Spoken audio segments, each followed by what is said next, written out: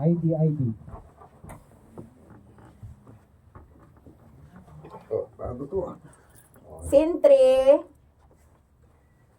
O, ito na ang ulam. Oh, Ginisang sardinas na may sayote. aba, bago to ah. Tay! Ay, Helena. Siya po. sa tay. Patanggal tay. Tay, ano bang bago dyan? Sayote pa rin naman po yan eh. Nilagyan lang ni ate ng sardinas. Ay, naku. Kumain ka na nga lang, Helena. Abutan mo ng kanin si tatay. Dali. Kanin po tayo. Ah, salamat anak. Huwag kayong mag-alala.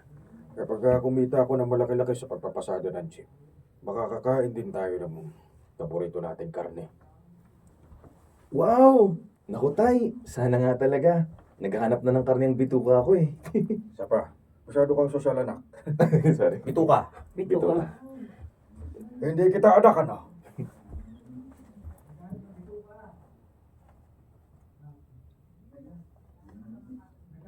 Naghahanap. Naghahanap na ng karne yung bituka ko eh. Bituka. Bituka. Sikmura. Sigmura. Sana. Naghahanap na ng karne yung sikmura ko eh.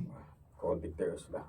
Gagraduate na rin itong kapatid ninyo. At isang taon na lang, may makakapagtapos na rin sa inyo. Eh kahit pa paano, giginawa ng buhay natin kapag nakahanap na ng magandang trabaho sa Nieves. Sige po, tay. Ulit. Pangit. Hindi ko nabasa eh. Sige po, tay. Pangako po. Ulit. Same spot.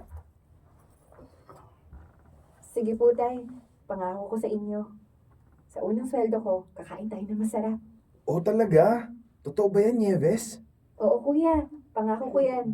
Pero sa ngayon, ako muna ang manghihingi ng pera. Tay, yung baon ko po sa susunod na linggo, ha? Doon ko pa rin po kunin pati yung mga pang-requirements ko sa school. Oh, sige, walang problema. Nakatabi na. Kunin mo na lang mamaya, ha? Eh, tay, paano naman po yung sa akin? Di ba nanghihingi rin ako sa inyo ng pang-project ko?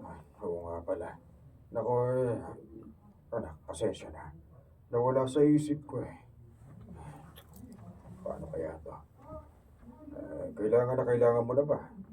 Wala pa kasi ako may bibigay sa ngayon. Sige tay. Ako nang gagawa ng paraan sa hinihingi ni Helena. Salamat. Kay kuya mo na lang ikaw manghingi muna, ha? Pasensya ka na, anak. Napunta lahat sa Nieves mo eh. Kaya sa ngayon eh, wala akong mabibigay. Ay, ganun o ba? Sige ho. Tangkina mo eh. Scene 4. Scene 4. Paborito ko na. Ay, ang sakit naman sa ulo nito. Hindi ko makuha-kuha eh. Teka lang, paano nga ulit yung ginawa ni Ma'am kanina? Teka, alam ko sinulat ko yun eh. Teka lang. Ayun! Buti na lang nasulat ko. Helena? Helena, Oh, bakit? nakapaghugas ka na ba ng mga pinggan? Oh, may nakita ka ba mga plato sa lababo? Wala. Oh, wala naman pala eh. Ba't nagtatanong ka pa? Malay ko ba kung sinanay pa yung gumawa nun? Hinugasan mo ba na mabuti? Sana naman yung ginamit mo eh, smart dishwashing. Dishwashing din. Dishwashing. Sana naman.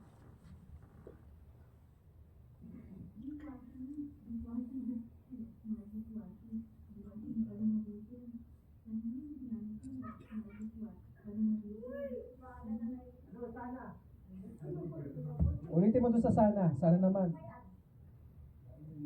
Sana naman yung ginamit mo eh, yung smart dishwashing. Bawat pahid, linis solid. Smart dishwashing. Opo, madam. Madam ka dyan.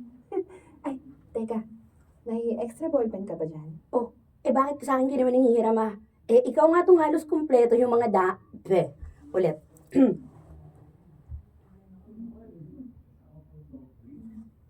Sa top.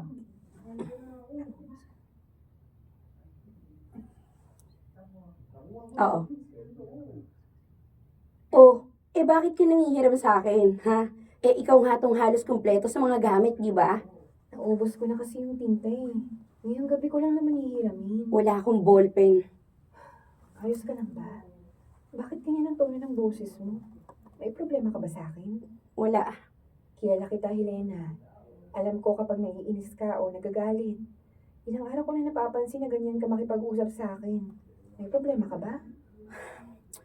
Alam mo, gusto mo laman kung ano yung problema ko, ha? Ikaw. Ako?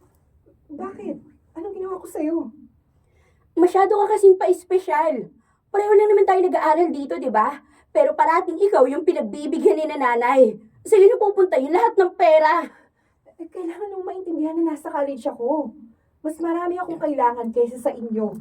Tsaka 1 taon na lang gagraduate na ako. Ano na lang ba yung pagtitiis? Ulit. Ano lang ba yung magtiis pa kayo ng kaunti? Helena, pagkatapos naman ito, ako na yung magbibigay sa inyo ng pangangailangan ninyo. Yun na nga eh. Ha? Yun na. Palati nga ni. Ulit, tap.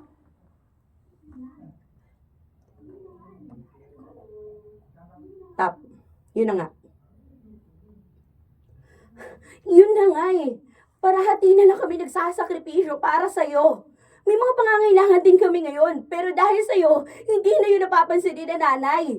Parati ka lang kasing sinasabi na, kasi yung ate mo, may dapat bilhin ng ate niyo sa school. Mas magtipid pa tayo. Ano? Parati na lang ikaw? Eh, anong gusto mong gawin ko? Pabayaan kayo pag-aaral ko? Mas maganda siguro, alam mo, kung tumigil ka na sa pag-aaral eh. Ikaw naman ang magsakripisyo para sa amin. Hindi yung parati na lang kami. Lahat na lang kasi ng atensyon, laging nasa iyo. Pasensya ka na pero hindi ko kayang gawin yun. May ambisyon din ako sa buhay. May mga pangarap akong gustong tuparin. Oo. Mats tuloy. That's better. Much better. Sa O after oo.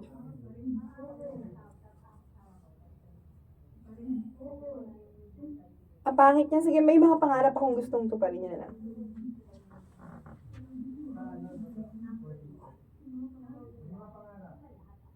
May mga pangarap akong gustong tuparin. Oo.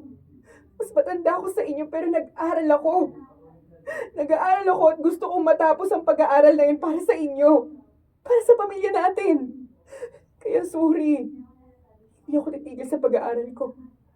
Kung may problema ka sa pagdating ng pangangailangan mo, pangit. Kung may problema.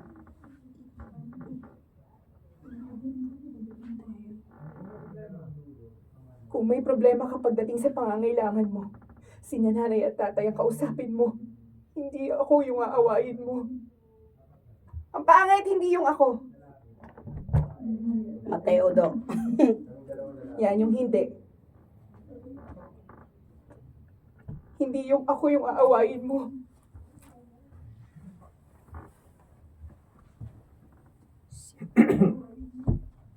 C5.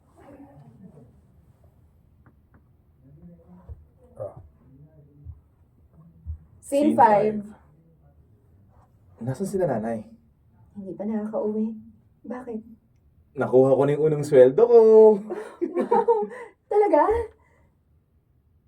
Ay, pangit. Di pala ako yun. Nieves? Helena, Ay, ako pala yung Helena gagi. pala. Sorry.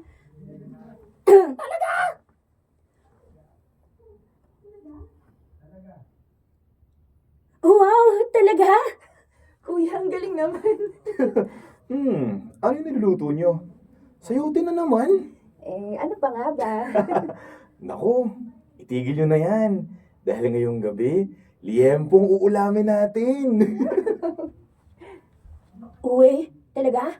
Hindi nga kuya. Liempo talaga? Oo naman, no? May kasama pang soft drinks.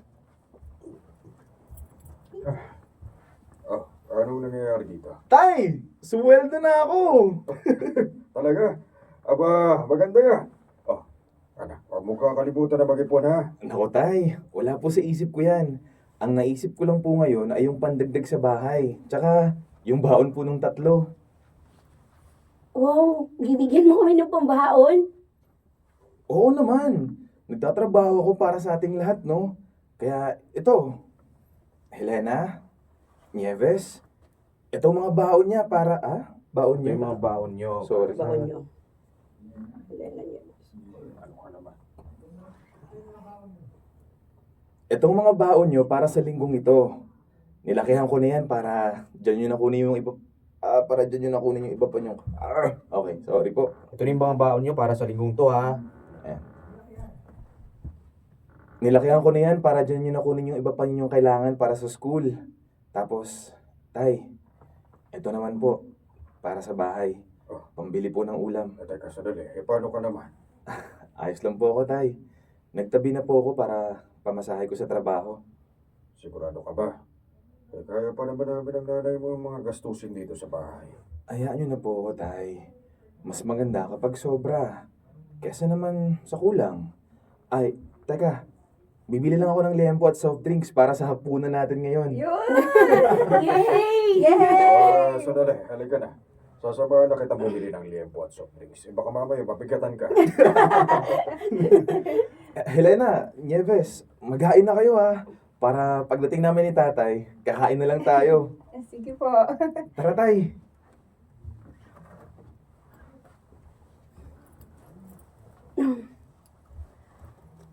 Uy, may pambaon na tayo.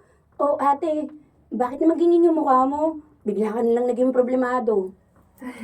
Nahiya kasi ako magsabi kina kuya na medyo kulang pa tong pera na binigay niya sa akin. Oh, hindi sana nagsalita ka. Huwag ka mag-alala. Magsabi ka lang kay tatay. Sigurado gagawa yun ng paraan. Ang dami na nating utang dahil sa akin, Elena. Baka tama ka nga. Mas mabuti na sigurong tumigil na lang ako sa pag-aaral. Ay, ito naman. Masyado mo namang sineryoso yung sinabi ko. Eh, ngayon ka pa ba titigil? Eh, 1 taon na lang, gagraduate ka na. Tsaka, ikaw nga ang inspirasyon ko para makapagtapos din ako sa pag-aaral eh. Tapos, ihihinto ka? Hindi lang sinasabi sa atin ng mga magulang natin. Pero alam kong nahihirapan na rin sila. Ano ka ba? Eh, hindi naman talaga kasi madaling magpaaral eh. Hindi lang sila nahihirapan sa'yo, kundi sa ating tatlo din. Alam mo, buti ka nga, scholar ka sa Ulit.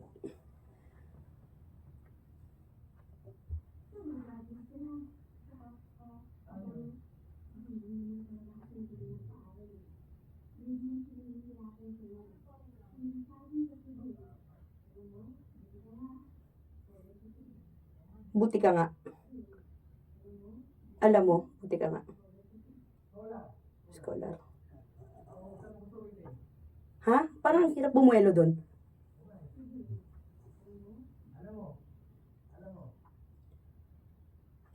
Alam mo, buti ka nga. Scholar ka sa school ninyo eh. Alam mo, ang problema lang nila nanay, yung pambaon mo, tsaka yung mga pangangailangan mo. Parang nung isang buwan lang, galit na galit ka sa akin ha. Kasi ako ang inuuna ni na tatay. Tapos ngayon na yung maririnig ko sa'yo. Alam mo, kalimutan mo na yun, no? Basta, hindi ka titigil sa pag-aaral, ha? Dapat makagraduate ka kasi ikaw na yung magpapaaral sa akin sa college. Sa bagay. O siya, lipitin na nga natin to. Magliliempo na tayo. Magliliempo! Sabit. Ligpitin. Sige. Magliliempo tayo. Liempo! Magliliempo tayo. Magliliempo tayo ngayong gabi. Scene 6. Ate Nieves, wala pa yung kanin dito. Oo. Ito na. Kumukuha na ako. Ano pa ba yung kulang? Yung cake at soft drinks. Ay, wait, mali. Ulit, tapa ko doon. Ano pa ba yung kulang?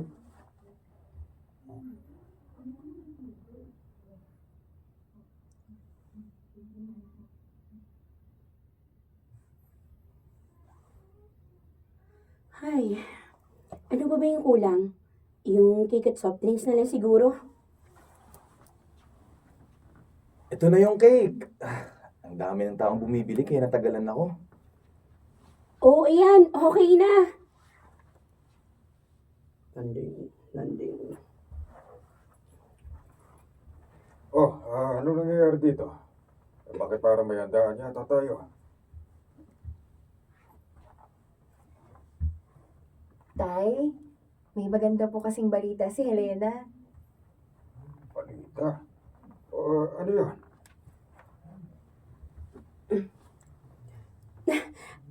May trabaho na po ako, tay. Wait nga lang, ulitin ko nga lang. Nawalan ako boilo eh.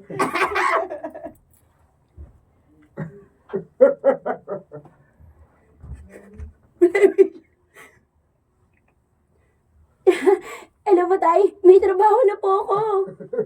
Totoo ba yan? Aba, magandang balita ngayon. O di ba tay? Tatlo-tatlo nang tutulong sa inyo ni nanay. Pwede ka na magpahinga, Nieves, sa gastusin. Kami naman ngayon ang bahala. Dahil kung hindi rin dahil sa'yo, hindi kami makapagtapos na Helena sa pag-aaral. Naks naman, naiyak naman ako sa sinabi mo ha. At saka, kayo rin ho, tay, ah. Pwede na po kayong hindi magtrabaho kasi kami na po yung bahala sa lahat. Ayos lang naman kami nagnanay ninyo. At saka, gusto ko mag-ipon din kayo para sa sarili ninyo. Hindi yung puro pamilya na lang natin ang iniisip ninyo. Okay lang ho yun, tay. Marami na rin po kayong nagawa para sa aming tatlo eh. Nakita po namin yung hirap ninyo ni nanay. Maitaguhin niyo lang po kami sa pag-aaral namin. Kaya ngayon, hayaan niyo naman po na kami naman yung bumuhay sa inyo. Oo nga po, Tay. Tsaka yun naman po talaga yung pinaka-goal namin para magtapos. Para makatulong sa pamilya natin. Nakakatuwa na ba kayong tatlo? Alam niyo, ang swerte na binagnanay niyo sa inyo, ano? Ay, naku, tong si tatay, nagdrama pa. Kami po ang mas maswerte sa inyo. Hindi po biro ang ginawa niyo para sa amin. Sobrang hirap ng buhay natin noon, di ba? Oo nga eh. Nalala ko pa nun, kailangan pa natin gumising ng alas 4 ng umaga para lang magtrabaho sa bundok. At mula ngayon, hindi na parating sayote ang uulamin natin. At ilang taon din natin pinagtyagaan yun, ha? Ano mo, pakiramdam ko tuloy? Expert na ako pagdating sa sayote. Lahat na naluto